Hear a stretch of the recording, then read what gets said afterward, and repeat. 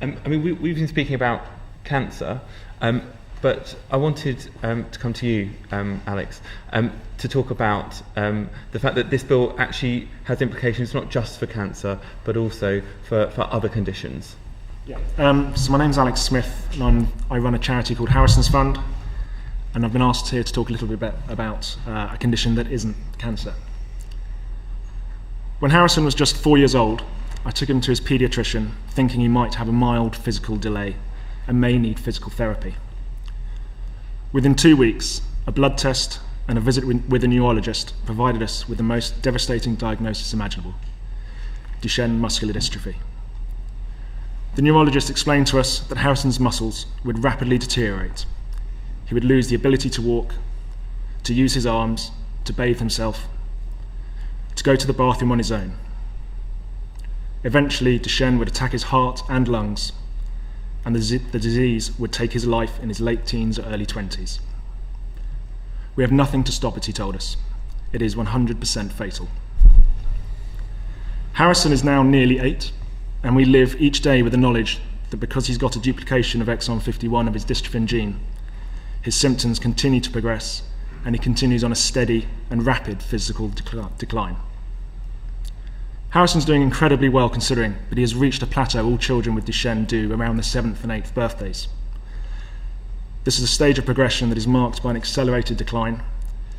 It is marked by shock, the shock of his legs buckling without warning, sending him tumbling to the ground. It is marked by the shock of not being able to open the jar he used to be able to. Fatigue, he is plagued by the fatigue of exerting great effort just to do normal things, like keeping his balance and getting up from the floor. Strategizing, thinking about how we organize and prioritize his day, and a day for the family that will not wear him out, yet still let him experience all the world has to offer. Disappointment, the searing realization that he can't play organized sports. My lack of words or adequate comfort when he walks into the house fighting back tears because his brother or friends just rode off on their bikes and he can't be with them.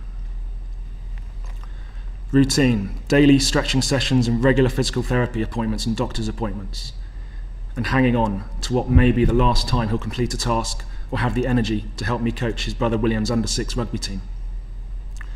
This is the time when kids are moving faster and pushing limits and growing and looking forward to the future, and I'm terrified that Harrison may not have one.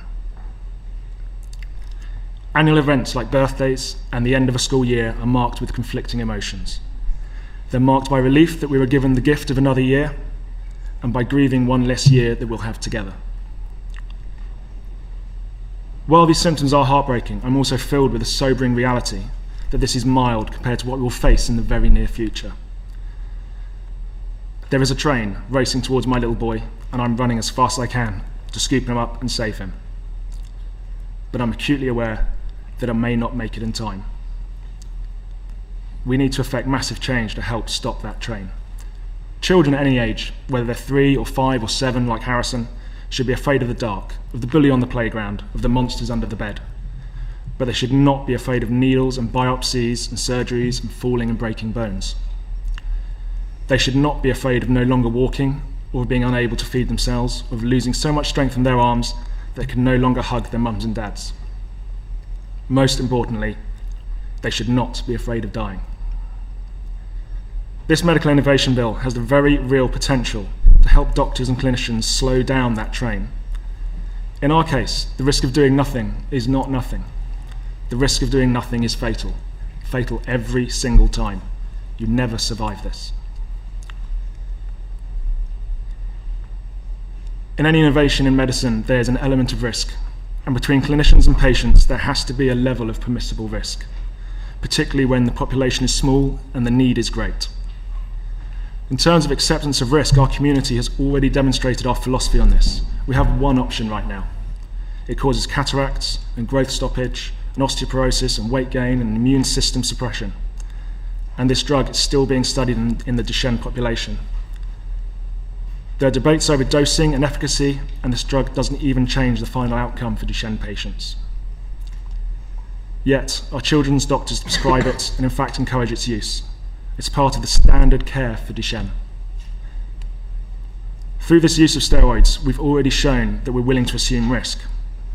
We understand that the long-term risks of steroid therapy are known, and the long-term risks of a new therapy would be unknown. But it's also quite straightforward and simple logic that helps us understand that long-term risks can only become clear when something has been used for the long term. And the only way to get to the long term is to begin. We have to begin somewhere, sometime, and that time is now. What we are not willing to do is assume the risk of doing nothing. If a potential therapy shows promise of stabilization or improvement over what would be expected without any treatment, and it shows safety, then patients and parents should be given a choice to try it. Because at the end of every discussion, assessment of a therapy, we must never lose sight of the reality that the risk of having Duchenne far outweighs the risk of most potential treatments. And our children must be the beneficiaries of our best effort and of our most noble intentions and of our greatest commitment to safety and speed. Because at the end of the day, these children are not statistics. They are not a commodity. They are not someone's science experiment.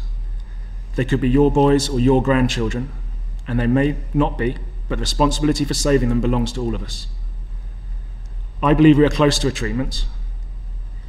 We are so close that my son Harrison is part of a generation that will either be the last to die from Duchenne or be the first to survive it.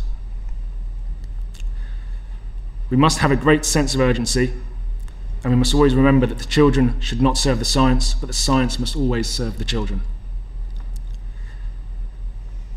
My biggest fear is that one day we will not have been successful in getting the therapies we need, and my son will look up at me and say, "Daddy, could you have done more?"